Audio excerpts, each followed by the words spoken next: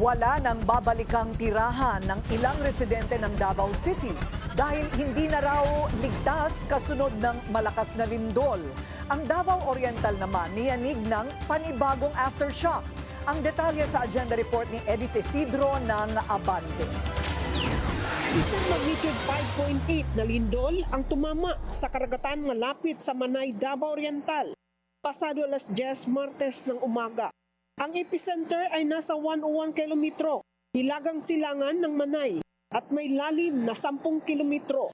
Ayon sa PBOX, isa pa rin itong aftershocks na malakas na lindol sa yumanig sa lalawigan noong Oktubre 10. Agad nag-inspeksyon ang OCD sa mga evacuation center.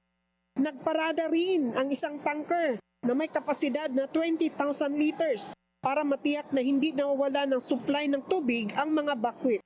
Sa Davao City, nag-issue ng LGU ng red at yellow tag notice sa ilang establishmento. Bawal ng tirahan ang mga nabigyan ng red tag. Base kasi sa inspeksyon, mapanganib ang mga ito matapos magtamo ng matinding pinsala. And entry or use of the premises is prohibited until all necessary repairs have been completed and cleared by the OCBO. Ang yellow o restricted naman ay nagpapahiwatig na higpitan ang paggamit sa gusali o struktura.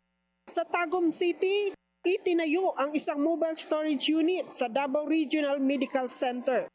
Magsisilbi itong pansamantalang pasilidad para sa mga pasyenteng inilikas matapos ang malakas na lindol at mga kasunod na aftershock.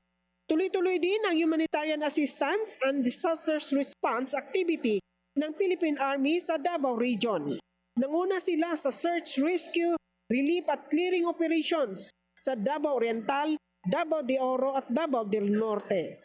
Para sa agenda, Edith Isidro, Billionario News Channel.